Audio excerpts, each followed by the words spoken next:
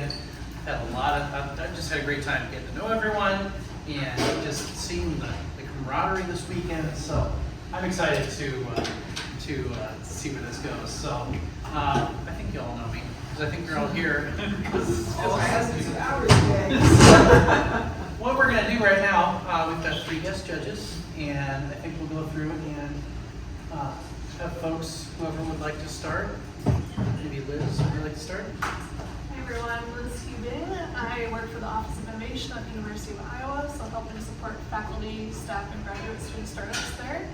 I actually used to work here at the Bridge Co-working Space and helped organize startup weekends. It's kind of fun to be on the flip side this year. So excited to hear what you all have been working on. Hey everybody, Matt Arnold. I work for a company called Bright Idea. We're an innovation management platform. So I've spent about 25 years of my career at kind of the intersection of innovation and user-centered design. So I have an office in the basement, but really excited to hear what everybody has going on. So that's me. My name is Tom Altman. I'm a fractional executive. Spent about 25 years in technology, last 13 years in e-commerce, and went through some of this venture school and things here. So this is exciting and fun to check out. Let's give our judges a round of applause. So I know I've said this several times to our participants, but we're going to go over this one more time so everyone's on the same footing for what our judging panel is looking for from our 3 presentations. So first, we're looking for validation.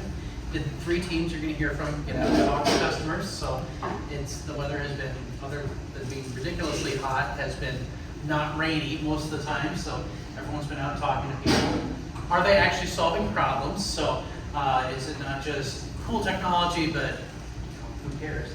And then have you identified a specific target market? So do you have a specific customer base in mind for your solution? Execution and design, we're going to see, maybe we have some prototypes going here on the table, which that's awesome to see. So look and see if all the teams have an MVP, prototype, something to produce at the end of this. And then the design of the product matters as well. And then your business model. How do you make this a successful business? Do you, who you're going to be selling this to? How are you going to get those customers? That sort of thing. Are you actually solving problems? So what is your value proposition? What value are you giving to those customers? And is your idea unique? Does it actually, is it something relatively new? Is it something where you're not just recreating something, you're not creating a new Google or a new Uber or that sort of thing. So what we're going to do, each team is going to come up, they each will have 5 minutes to give their pitch to the judges. After that 5 minutes runs out, once that timer goes off, they'll get cut off. The judges then have 3 minutes to ask questions. After the 3 teams present, we will go in the other room. We'll figure out what order those teams are. And then we'll have some fun. Potentially not in the heat. I know it's relatively hot outside, but we'll figure it out. This is our pitch order. So Nerd STEM Kit will be going first, followed by Andy, and then Bliss will bring us home at the end. So what we do here in Iowa City, you all should know this by now, we do pre-standing ovations before each team comes up here. So what I'd like you all to do is get up on your feet. Let's welcome the Nerd STEM Kit.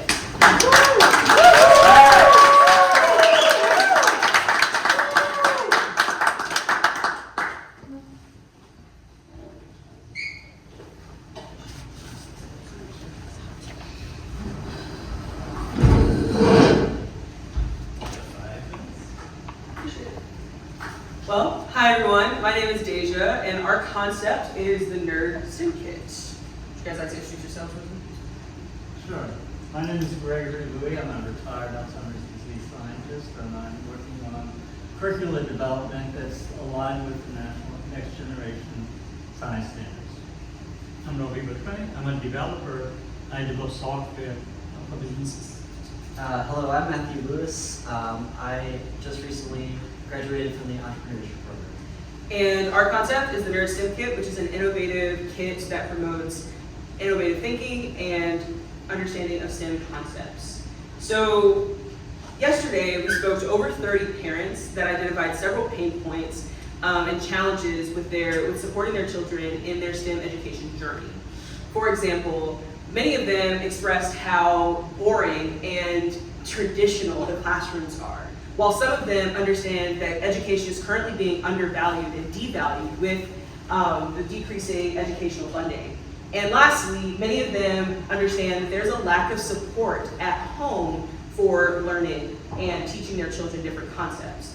With the Nerd STEM Kit, we have developed an innovative, fun, and engaging, hands-on material that incorporates all of those challenges and addresses all of those challenges. We have 3 core modules that support skill building, while the 4th one really,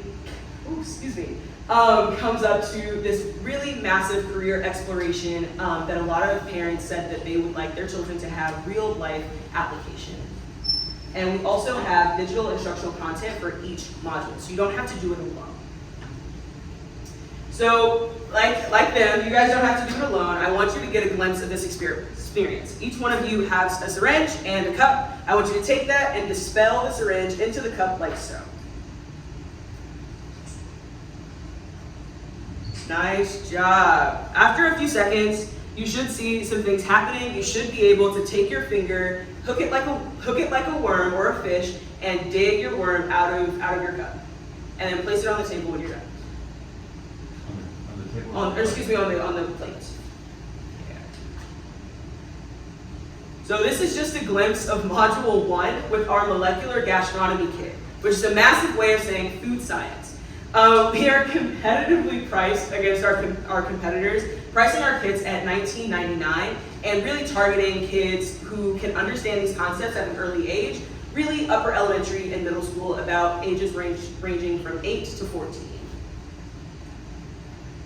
So our main distribution channel is our website, focusing on direct-to-consumer relationships, and also holding a place for wholesale options for school districts and educational organizations that would also like to support this work. However, by year 3, we plan on restructuring our model and looking more at subscription-based models similar to our competitors, and really prioritizing our B2B relationships. But what do we want the kids to learn? All of the concepts that are within our modules are related to and aligned to the National Science Foundation educational standards. So making sure that they have a strong foundation in STEM concepts, that they're developing those innovative thinking skills and scientific inquiry skills, and enhancing their hands-on learning practical application. But how do we plan on doing that? Back to our website, we plan on having, every time you open a kit, we plan on having a QR code where you have to take a survey to gather your knowledge on the concept first. Are you actually familiar with this topic? And by the end, you have to take a post survey to understand how you've grown over the duration of the 4 modules to understand the concept better. Against our competitors, we're really doing well with hitting our real-world application relevance, our career exploration, and our digital content. And again, earlier I said we are competitively priced at $19.99. We can go all the way down to $15 and remove barriers and still be profitable.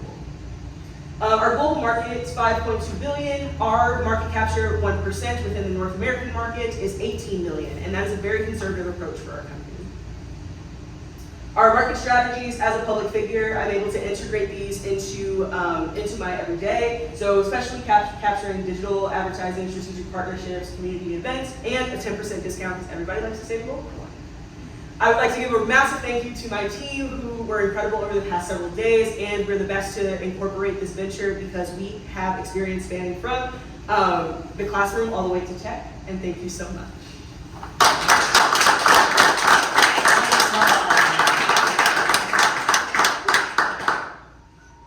Excellent. All right, 3 minutes for judges. All right, hit us, collective. So kind of going back to your competitive advantage, it sounds like a thing that really distinguishes you from the rest of the career exploration piece.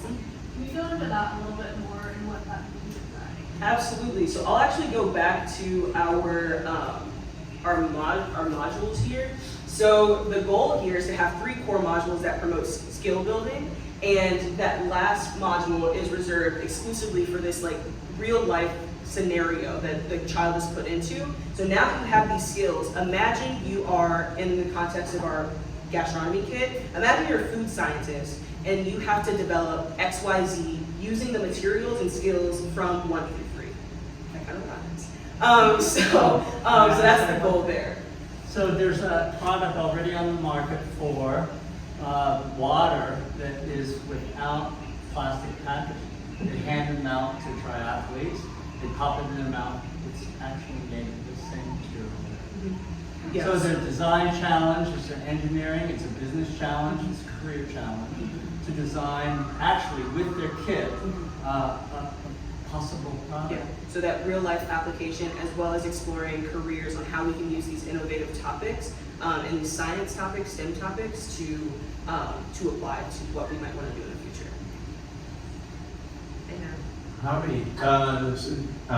Great presentation. So I'm curious, you have the boxes and talk about the physical Yes. distribution. Yes. And you had also noted that, I think you said you could go down to $12.99 and still be We profitable? can go down to $15.99 and Okay. still be profitable. Feel free to explore that. Another pain point that we discuss with our parents in our customer discovery is that they hate when kids market themselves as like having all the materials and then they still have to go out to the grocery store and get something. This is something that we've addressed, and that kit, as it stands today, is $4.44 to produce. Kind of follow up on that one, so great example with molecular gastronomy. How would you, like from a curation of topics or what's next, like how is a consumer going to know what's coming, or So, how are you going to decide what content you want to focus on? So that's fair. They have to register an account with us to start to receive the content and whatnot. So we plan on having a newsletter that can go out and get customer feedback on what happens next. Based on what we heard yesterday, a lot of parents are really interested in like touching grass and like getting out into nature. So based on like just customer discovery and continuing to poll parents, what do they want their children to experience as they grow up, and how can we relate that to STEAM in some of our And covering all kind of areas, I mean, it's clearly one. yes. And is this, how many kind of concepts or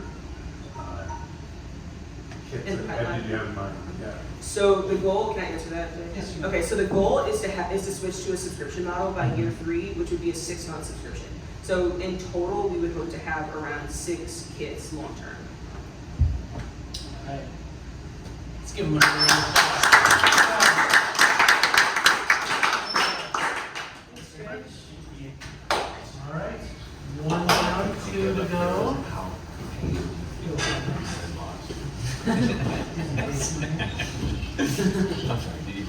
All right. I want everyone up on your feet again. Let's welcome Andy Andy.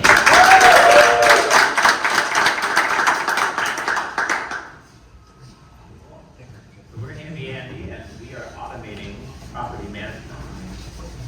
The problem we're solving is that hiring property managers is difficult for individual landlords with 1 to 4 units, the most common landlord in the United States. Scheduling service is a burden, and no automated system is available for tenants 24/7. Our solution is an AI-powered platform that eliminates the headache of managing properties.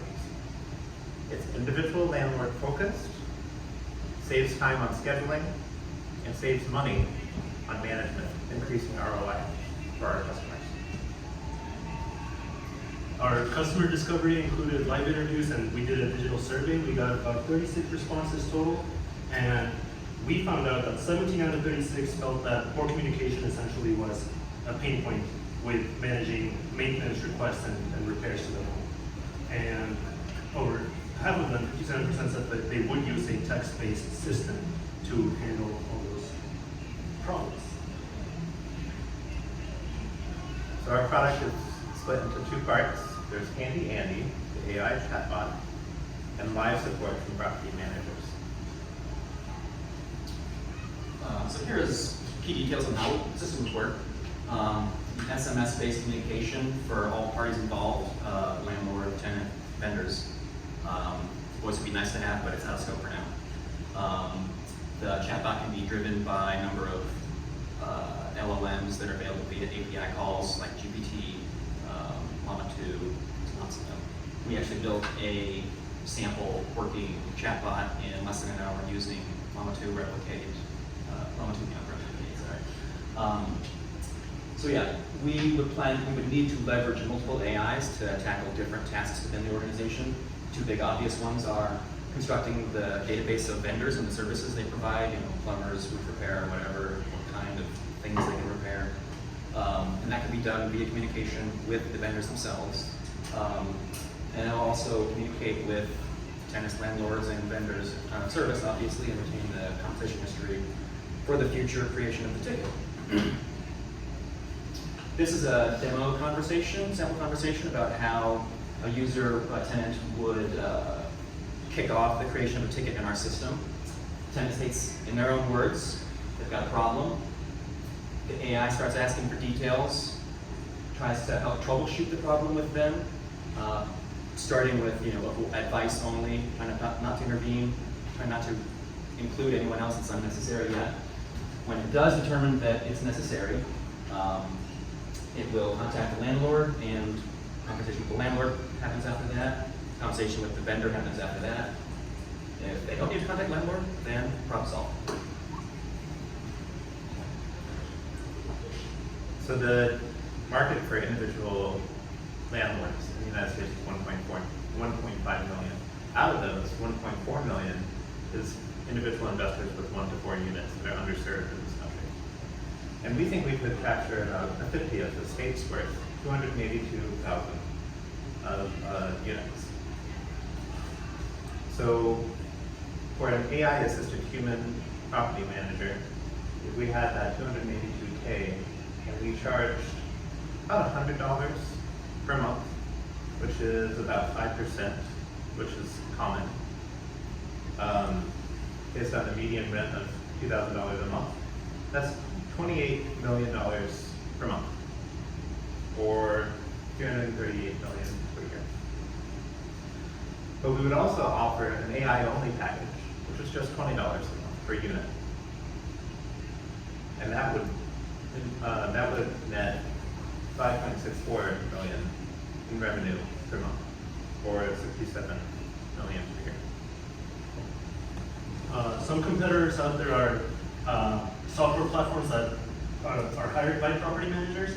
The problem there is that they have 50 unit minimums or such, and we are targeting smaller landlords with 4 units or less. We are also able to work offline since it's text-based. There's no app, there's no website. As long as you have a working phone, you're able to communicate with the system. And other vendors such as Angie's List and TaskRabbit, they connect people with service providers, but they don't handle the scheduling. You also have to do all that thinking and labor of getting all that set up for yourself. And this is our team. We have a combination of business experts, real estate specialists, and software developers. That's it.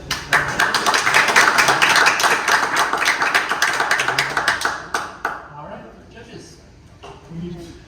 The first model then you're saying is the AI and then passes out to you're gonna have to support people? Is that what you meant? It's two packages essentially. You can Yeah. just for AI or pay for AI with a supplemental person if you feel like you need more service. And that extra service would be someone from your team kind of reviewing it? Reviewing the conversation log, injecting themselves if need be. Question I have related to kind of the disruption potential to it. So I really appreciate it, especially the size of like the 1 to 4 unit, right? So that's other services typically not accessible. Did I hear it correctly? The other thought is what can make this disruptive is that it can start with text based, that you don't need a website. So as long as somebody has a text number, they can. As long as your phone's powered, Yeah. you can get everything done. Is it something you heard during customer discovery that they wanted that versus online, or what made you decide to do that? That's really part of our main angle is trying to simplify the process. Everyone is comfortable, any agent is comfortable with texting as a minimum. I should say it like that, but some people are definitely not inclined to use apps or websites. This would work for them. talk a little bit about your go-to-market strategy and how you're gonna reach your potential customers? Yeah, where do you start? Where do you start in that? Well, we talked to a couple landlords already who would be interested because there's no management option for them. The managers are either not taking on the business or they want more than just 1 or 3 units. So I mean, there are people who might already be ready to sign up for this. And our strategy would be to identify those people and get in front of them, whether that is the old-fashioned way of sending them a physical thing in the mail or digital advertising. In fact, did you talk to some vendors too? I'm just curious. It seems like, at least around here, the vendors are always full. Like, is there a way through that? There's a variety. I mean, there are vendors that have a front desk and they buy a website, they probably have a steady stream of work. There are people that want to break into the business and they don't have any support, but this would definitely help them. I did talk to the guy who's fixing my roof, and he said he'd totally be interested in setting up jobs via text. He said that would, alleviate a lot of dealing with other people at work, essentially. So yes, and I think someone else talked to another vendor who said they would be interested. I'm sorry, my vendor also said he'd be interested. He would be okay with hashing out what services he can provide by a chat bot saying, "Hey, I see you online. You're a plumber or whatever. You want to sign up?" That's about it.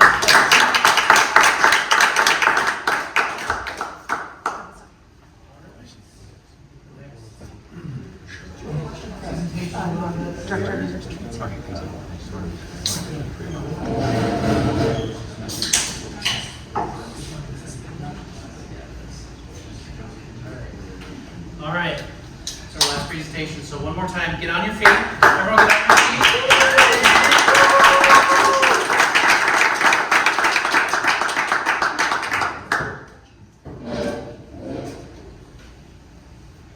Hi everyone, my name is Michelle, and today I'm going to be presenting a groundbreaking approach to dating, Bliss, an application that encourages users to be a good partner and find a good partner. Yesterday we went out and we did customer discovery in the hot sun. We spoke to 24 people and gave out roses to gather insights. What we found is that that modern day dating is currently broken. Dating apps are treated as casinos. People are not forming meaningful connections. One of our interviewees said modern apps encourage unhealthy habits. Another said understanding myself is crucial as I look for something meaningful. We also found that both men and women prioritize working on themselves before they get into relationships. Men focus on physical health, women focus on mental health. We also found that those who are in their early 20s are looking for more casual relationships, whereas those in 25 to 35 are looking for serious connections. We found that those who are looking for relationships are using dating apps. Those who are already in relationships are not using dating apps. Our key insight, our takeaway from our customer discovery is people are willing to work on themselves and want to connect with partners who do too. With this, we developed a solution that targets single women between the ages of 25 and 35 who can work on their mental health.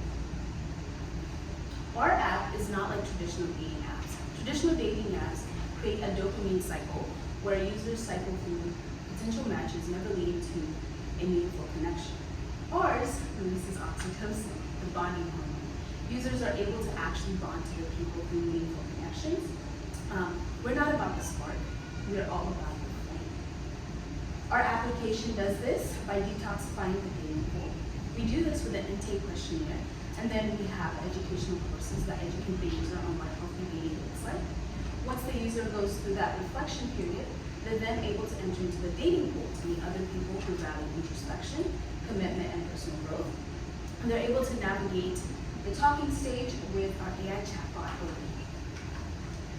Bliss is doing dating differently by breaking up the user's experience into 3 distinct phases. So first, we look inside. This is where we do the reflection, the introspection, and we get educational resources to kind of not necessarily correct that in ourselves, but to see the blind spots and identify where we are strong. After you graduate from the inside, All that means is that you've demonstrated a willingness to learn about yourself. We're gonna look outside. We're gonna learn how you connect to the environment around you. How are you making connections? Are you hurting the people that you're encountering? And how do you prevent them from hurting you? Once you decide to make an actual connection with someone and pair your accounts, we're gonna focus on the space between you two. How can you be a good partner to them? This is all guided, you're gonna open up the app, you're gonna take the intake questionnaire, you're gonna reveal a little bit about yourself, and that'll go into our review process. We'll provide human input. Also, our AI chatbot is gonna be significantly helpful with that. Our AI is named Obi. Obi means heart in Afrikaans, and that Obi is gonna help you make the best decisions when you're dating. So once you're in the dating pool, the swiping is gonna look pretty familiar to people who have used dating apps. We're gonna see the inputs are looking this different. Oops. Once you decide to make it official with your partner, you're gonna get guidance on how to build a strong, healthy relationship, continue that bond. The fact that you don't delete the app when you get in a relationship means that it doesn't feel bad to re-download it. If the relationship doesn't work out, it's part of the process, it's not a failure. Now, how do we make money? Well, it's free for people to use to get the reflections and growth. But once they want to start to make connections, that's when they're going to pay us a monthly fee. Now, how big of a market is this? Of the folks that we're looking at, 25 to 39-year-olds in the U.S., there's 67.7 million. And they're already spending, according to Morgan Stanley, $19 per month for dating apps. That represents a $15.3 billion TAM. Now, there are a lot of great companies that are here, already in the space, but over 45 are owned by this group, and they're the ones about the dopamine in the casinos. We have a relationship ad, but that's post-connection. And then you got the in real life as well as matchmaking. But this is all about the hot tub effect. Where the problem, where 9 out of 10 people are guys in these pools, and so the guys are only getting matched with a few women. Not that many guys get matched, and the women who are getting matched are getting matched with the same guys. So no one's happy. So how do we get from here to the vision? The next 90 days, we're going to host 3 slow dating events, not speed dating, but slow dating events, where people will apply. We'll have a conversation with them, and in that process, we're going to learn a lot more about what they're looking for and how they go about this, and have that event. Then from there, we'll have this interactions that allow us to do the technology.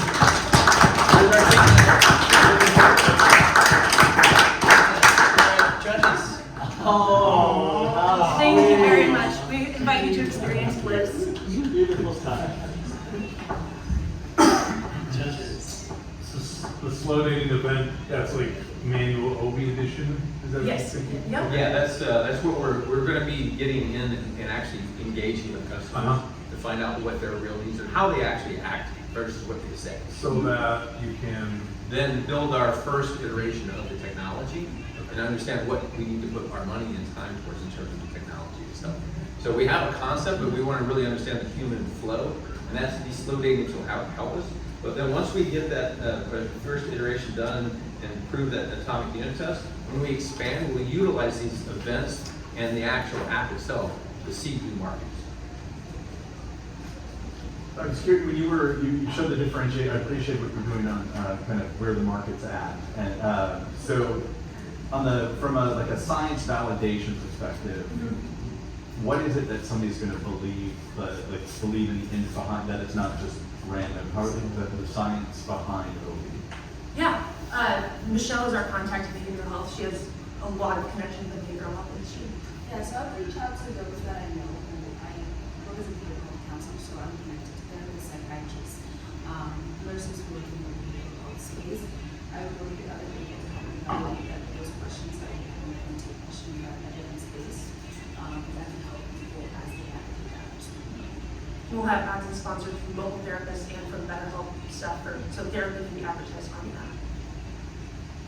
Your customer discovery, what was the breakdown of gender? I'm curious on gender, would come into play with this, or different types of relationships? You know, I think of my husband, I don't think he would ever. Right, do right. this. I think it would, you know. 60-40, the men don't like it. The men don't like it, and that's part of the problem. Yeah. We attract women with feminine branding, mental health focus, and by leveraging kind of a biological clock problem. We attract men by hosting single women. Men will go places where it's 90% women, 10% But men. they're still required to do the self-reflection. Yep, and they will. They would give their LN to be the single women. I mean, just based on the research we've done, they go where the women are. Yeah? Sorry, I'm not up now, but I have a somewhat psychological question. Is it possible to increase oxytocin in a virtual environment? My understanding is that is mostly a byproduct of physical interaction. Right. So we've changed some of the language that we see in apps to make it feel more comfortable. Instead of match, don't match, we have pass, which sounds interesting. Instead of delete, we say break it off, and then you have to talk through the breakup process. So you're learning how to have conversations that produce oxytocin. The app doesn't give you a feeling of satisfaction. The satisfaction comes from applying the lessons. I'm curious, have you guys been in the modern dating world? Do you use dating apps? Yeah. I got married before in the regular pre-dating app, and then recently divorced, and now went through the whole dating process. It's a whole different world if you haven't been there, and it's exactly what it said. It's a casino. Just get the All right, that's it.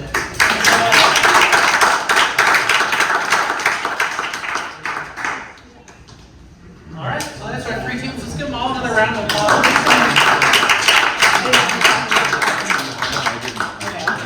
That's why I was late. Sorry. That's okay. All right, what the judges and I are now going to go do is figure out what order these teams, first, second, third place,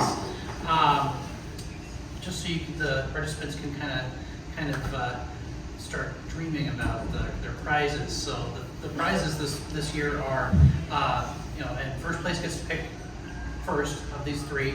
Second place gets to pick the two that are left, and third place gets whatever's left of that. So one of the prizes is a 6-month membership to the starting September 1st, brand new in Entrepreneurs Innovation Center that I'm opening up. So that's going to be a lot of fun when that gets going. So that's one of the prizes. Another prize is business consulting with me. So you'll get my time. You'll get however many hours we need to get you going.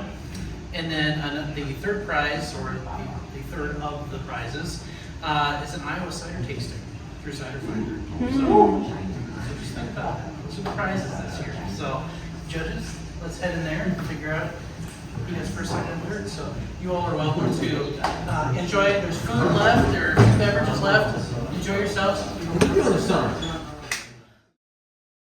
All right, let's roll. Let's do this thing. We've got a decision. It was an absolute squeaker.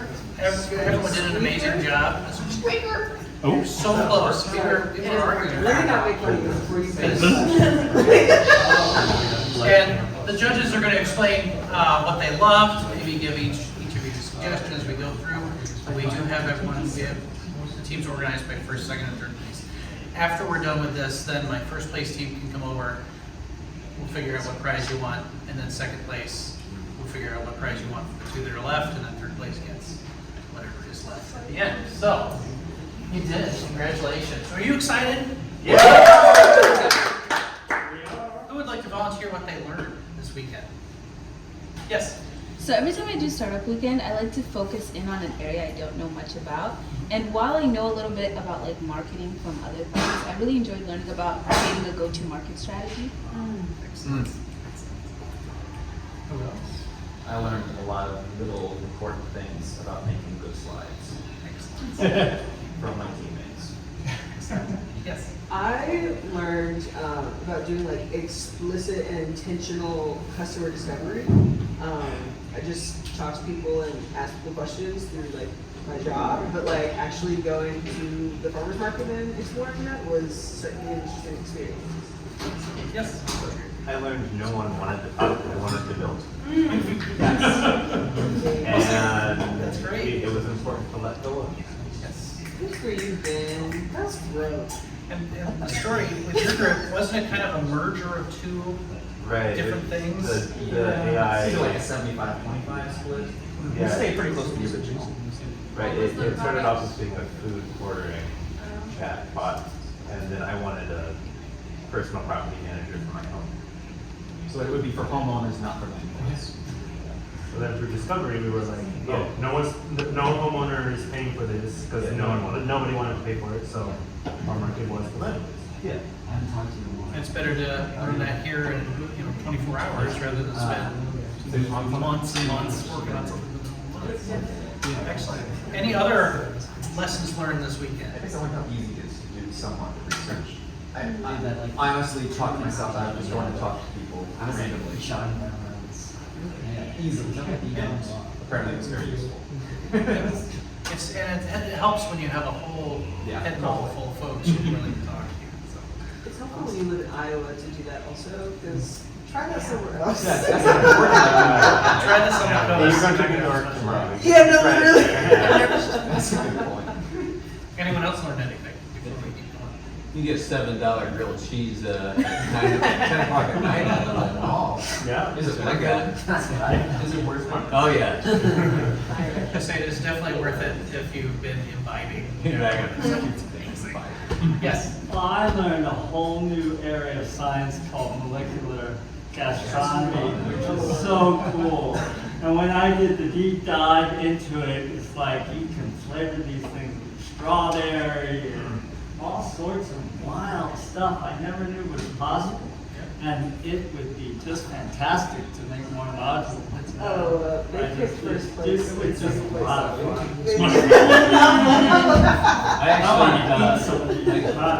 I did learn something that I've known about the eastern half of Iowa, but being out in Omaha and Lincoln, I had met a lot of people, but it's been good to see a lot of folks from Iowa City, Cedar Rapids, Cedar Falls. Yes. What I learned is like, instead of dreaming of the big ideas, that I go to the plant and talk to the cost maker. And that's your first hands-on experiment to test your idea. If that validates, then start working on it. Otherwise, stop dreaming. Yeah. Very good. Oh, one more thing. Yes. Shout out to Scott. If there's like a financial slide, I run from it, and he was explaining to me about like the finances and total addressable market and stuff. Yes. Yeah, I learned a lot from my teammates as well. I'd like to give a shout out to Robbie, who created this amazing website. We would turn around literally in a half an hour, and there was a website there. And I was like, holy moly, how did he do that? And I just want to give a shout out to him. No, like, and it's like legit. Like, it's, We saw the website, we were like, yeah, like you would have never thought to put it together in 30 minutes. Who made that again? Robbie. Yeah. Lindy did more work in the last 24 hours than I could pay someone for in a month. I mean, you just chunked out so much good design. And such good looking planner. And she never did Figma before. She never used Figma Never used Figma. She created that Figma What? model. Yeah. All right. So, we do want to thank the people that made this event possible. So, here's our whole organizing team.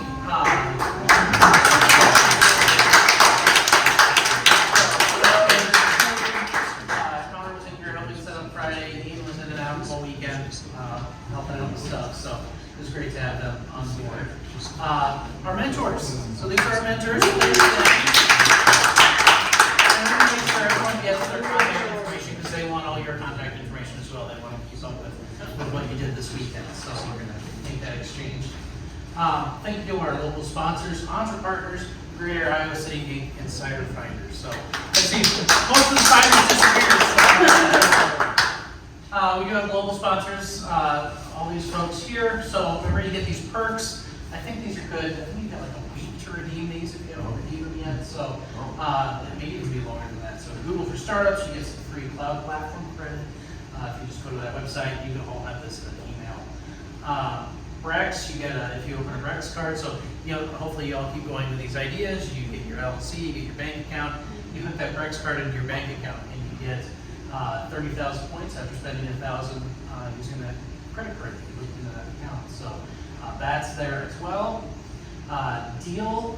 So once you get to the point where you can utilize this, it's a SaaS product. So as you're further along, so I think this may be one of them that you can cash in a little bit later. I don't think they expect you to cash it in this weekend, so that's in your email as well. This is the important stuff. You want to find out who got first, second, and third? Yeah. Okay, so we'll go third, second, first. So, third place. Andy.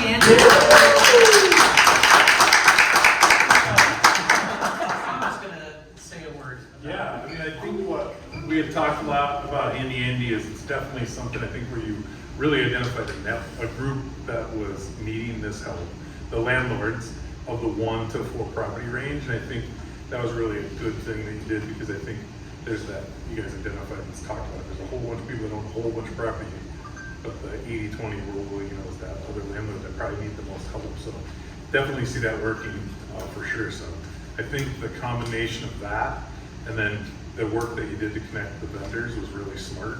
And I think, you know, playing it through a little further, I think it really could turn into something that makes sense. Yeah. Good job. Good job. All right, now we'll do second place, so drum roll.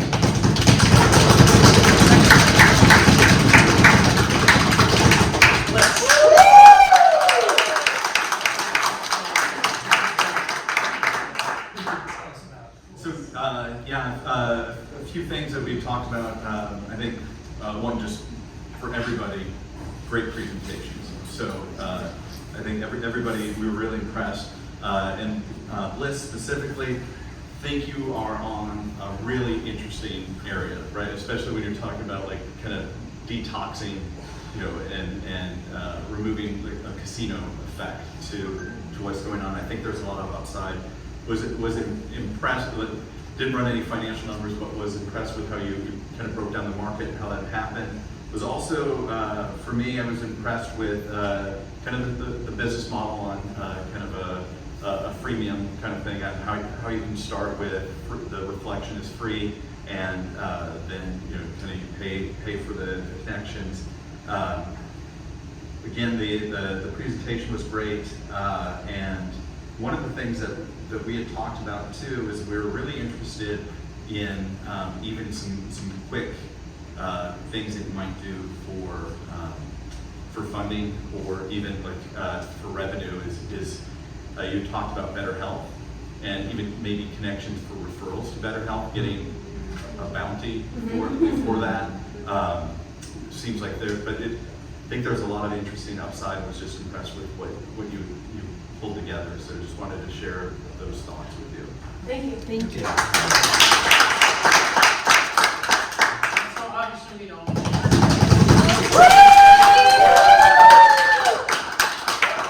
Liz has a couple words about her. Like everyone else said, congrats to everyone who presented today. It was really hard for us to decide the winner. It was a 3-way. Yeah, there was negotiation. It was very close, but I think NerdStem Kit really stood out with your presentation and your customer discovery, and then your prototype, of course. I thought you did a really good job of actually having a physical thing that we could use, and it sounds like, although we didn't see it completely, the website was also pretty impressive. It You should sounds really like, talk so to Robbie. congrats to that. A couple things that we discussed that you could maybe think about a little bit more as you're progressing. Your go-to-market strategy, we recognize you have a public figure, and that really helps, but there's a lot of competition. So thinking about how you can really stand out in the crowd there will help you as you go forward. Additionally, what did we talk about? I'm blanking now. That was the biggest thing for us. And like we said, good job. We'll follow up with others when I'm forgetting to mention. Maybe I should go talk to Mike before you leave, because you guys have some synergies. Yeah, definitely educational stuff. Good job. Excellent.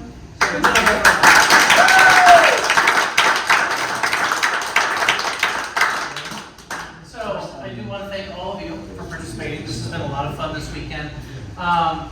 The next event, there's no startup weekend scheduled because that will be way out next summer. But OnPartners is throwing a new event that is based on Startup Weekend, but it's for businesses that have already started. So we're calling it Follow-Up Weekend. It's going to be September 27th through 29th. And it's going to be a lot of fun. Hopefully we're hoping to fill this entire space with people. Tickets should have just gone on sale today at followupweekend.com. It's $25 again for a ticket. Idea being that there are discounts for teams of 2 and teams of 4. So bring your team. If you know people who have existing businesses that would like to take part in that, those tickets are available now. So followupweekend.com. We do have 1 Million Cups Iowa City this Wednesday, and any of the teams who have presented this weekend who would like to present this week, I want to talk to you because I reserved this coming Wednesday for the 1 Million for the Startup Weekend teams. So let's talk about that afterwards. Open Coffee is a place to connect. That happens every week. Of course, many of you from different parts of the state. There's also of other different events. There's stuff going on in Des Moines, and Ames, and Cedar Rapids, and over in Omaha, Lincoln. There are 1 million cups events over there. So plenty of stuff to get into your community. So and then of course we're going to have other programs coming up. So stay tuned to Entre Partners. To start things up, Techstars, the worldwide network that helps entrepreneurs succeed. So now you're all part of that network, which is awesome. You are now part of that 400,000 participants since 2009. Tons of events across the globe in lots of different cities on just about every continent out there. And I was planning Joe's Rooftop for the kind of the send-off party. I am fine with going over there. I know it is kind of hot, so we can evaluate when we get over there. One thing we do need to do before we get out of here, we need to reset this room before we get out of here. So if a few people want to head over, that's fine.